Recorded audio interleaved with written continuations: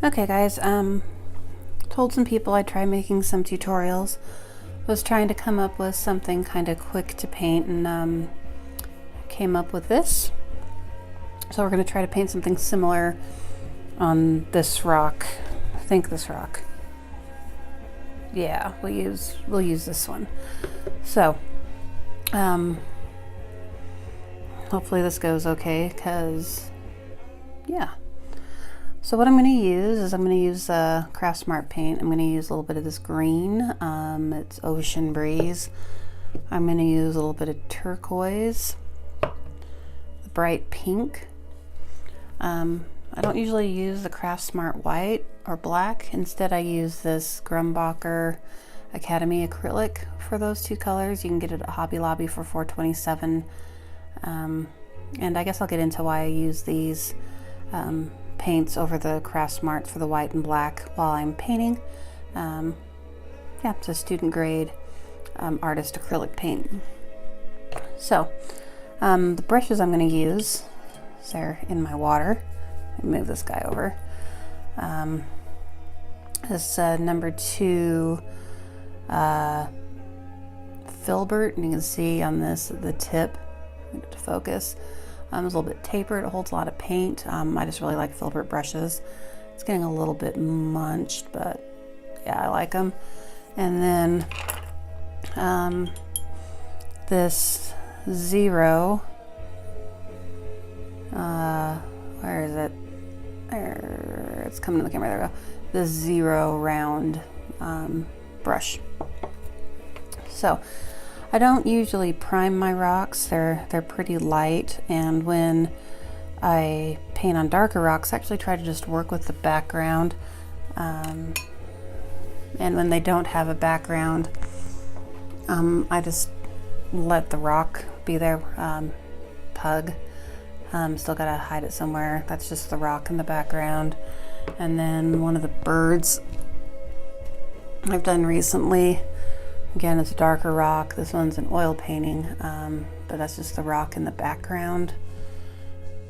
And yeah, so anyway, I'm gonna start with some white, not because I need it white.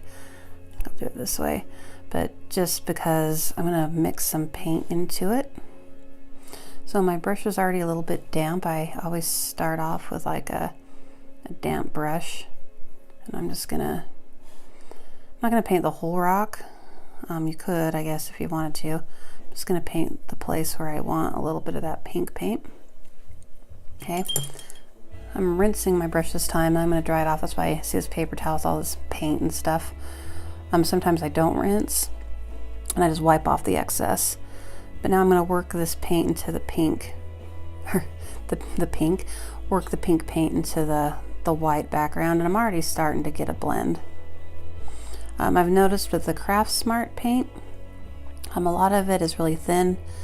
The two pinks I have are super thin. So I end up having to put on a couple coats to get it super dark. One of the reasons I'm using the white too is just to kind of help cover up that rock, because the pink paint is so thin.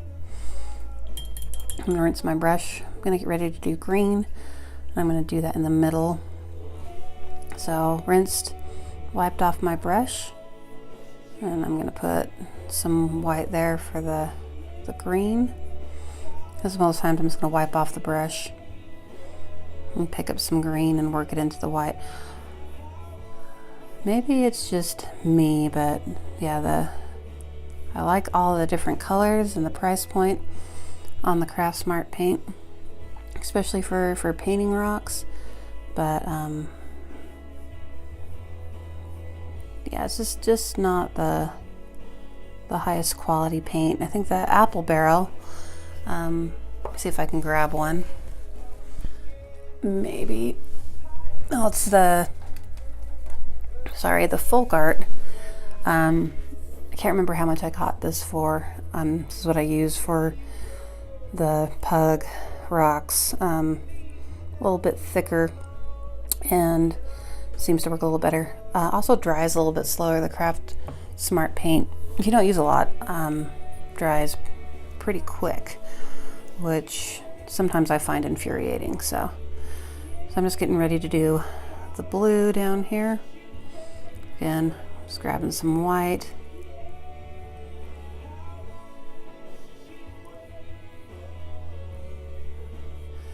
I'll wipe off the excess and then grab some of my blue. I think they called it turquoise. Now don't be afraid when you're trying to get a blend to work your paint into the next color, because it will start to blend if your paint is wet. So, and that's called wet into wet painting. Okay, so I got my first layers there for my blend. So I'm gonna rinse off my brush. Looks like the pink layer is getting pretty dry. So I'm gonna grab a little bit of pink. And I never grab a lot of paint. I've found it's easiest to add more, but it's harder to get it off your rock once you get it there. But you can see how thin this paint is. Maybe you can. So I can still see my underlayer through it. So, which for blending in a way, to have that transparency is kind of nice. Okay. So I'm going to work quickly because it does dry fast. And get an even layer on there. Kind of work it down a little bit into my green. I notice with this green and this ocean breeze, or yeah, what it's called, ocean breeze green, and the pink mix, it kind of makes this cool purple color. I think it's because there's so much blue in the green. So just gonna take that, the middle there, getting a bunch of paint. Starting to get a little bit too much. And I'm gonna blend that top, a little bit of green into my pink, a little bit. Okay, I'm just kind of working it towards the wet, working back down, just back and forth a little bit. I'm gonna grab some blue now. It was like one of the times I just wiped off the brush. I'm gonna work this up into the green.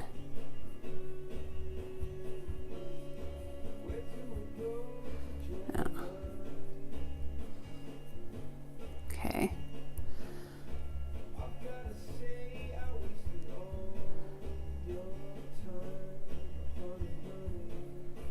Okay. So that pink's getting a little bit drier. I need to be just a tiny bit drier before I go on.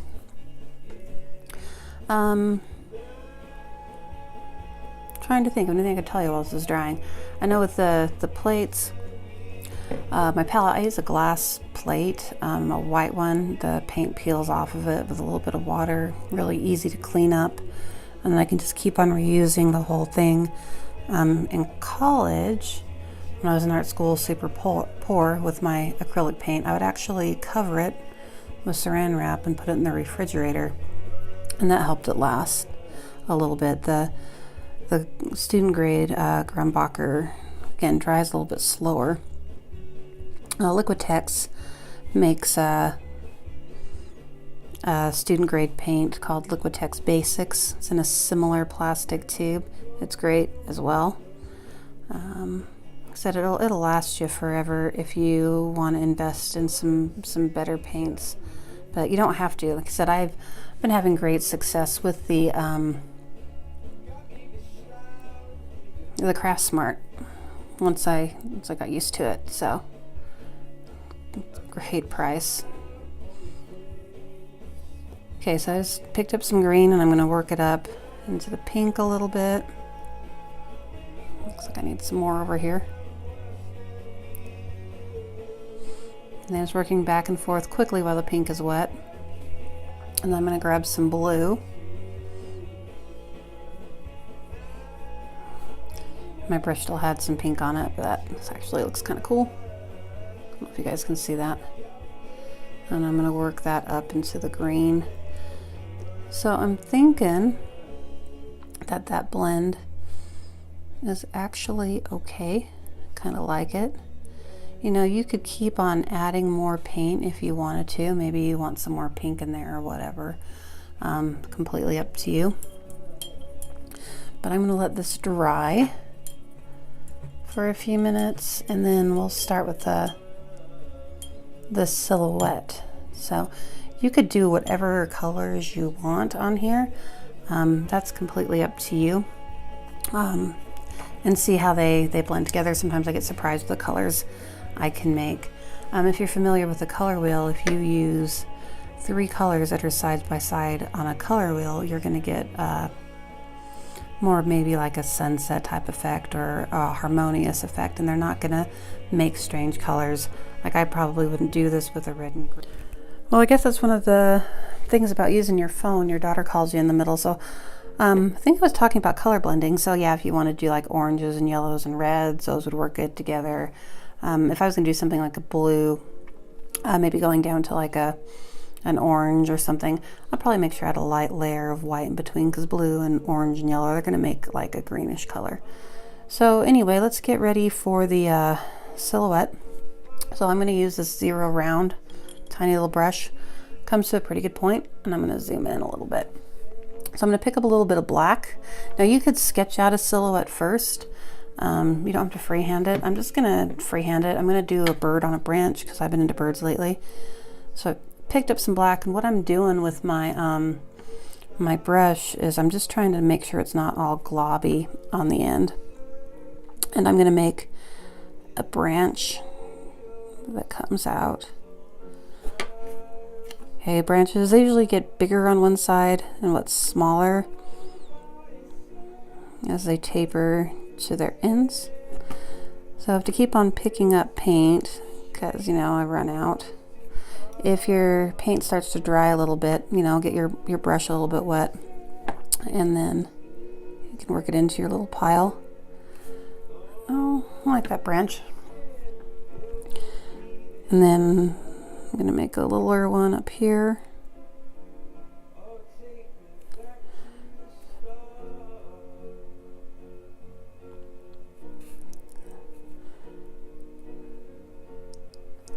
And then I'm going to make, I don't know, maybe one more in down here. I like the way that other rock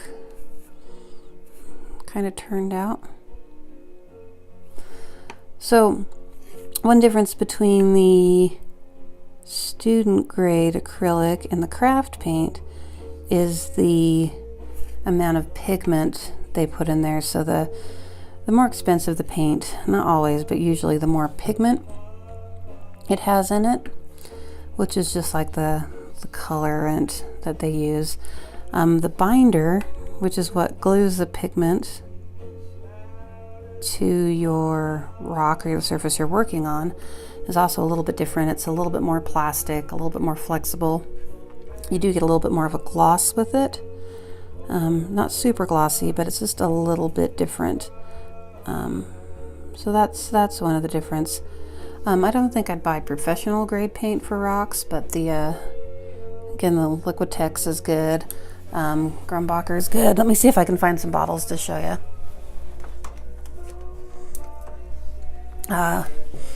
Yeah, Liquitex Basics. You can see that. It's a good student brand.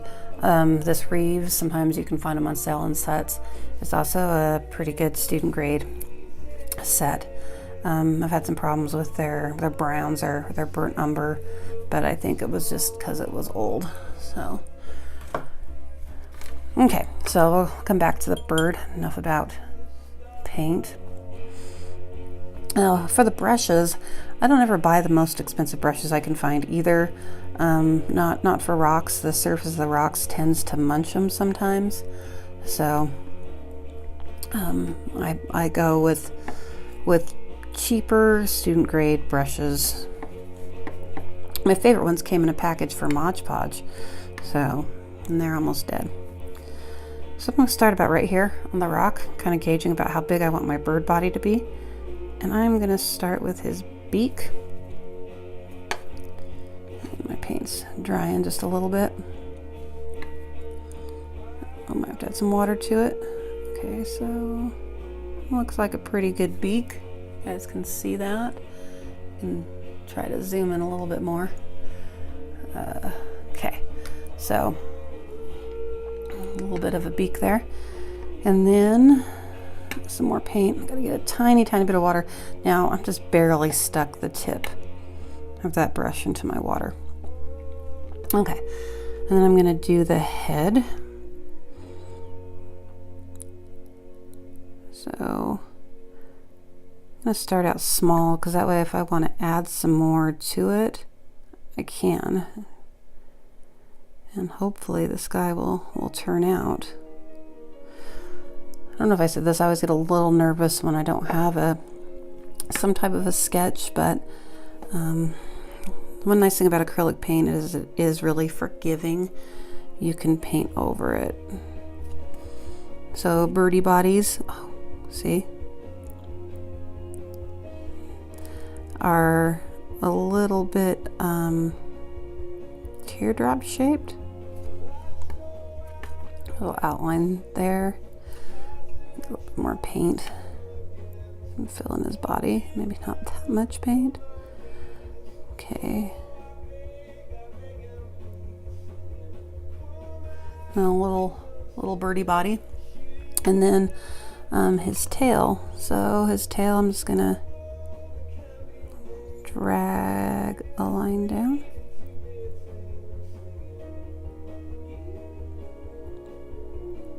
For his tail. Maybe he needs a bigger part right there. Yeah, I like that. So yeah, now I got a rock. I don't know, you could add some words to it if you wanted to. You could leave it just like this. I would be happy if I found this rock, so hopefully when I hide it, somebody will be happy too. Just have to wait for it to dry, and then I usually Mod Podge and seal my rocks. I have no clue why. Probably because sometimes I use Sharpie, so and I like to make sure it's Mod Podged well. The one thing I like about the Mod Podge is it does help bring out some more of these colors. But anyway, hopefully you enjoyed this and it was informative. I'll try to do more. I'm trying to figure out ones that I can do short so I don't bore you to tears. But we'll see what I can come up with. Thanks, rockers.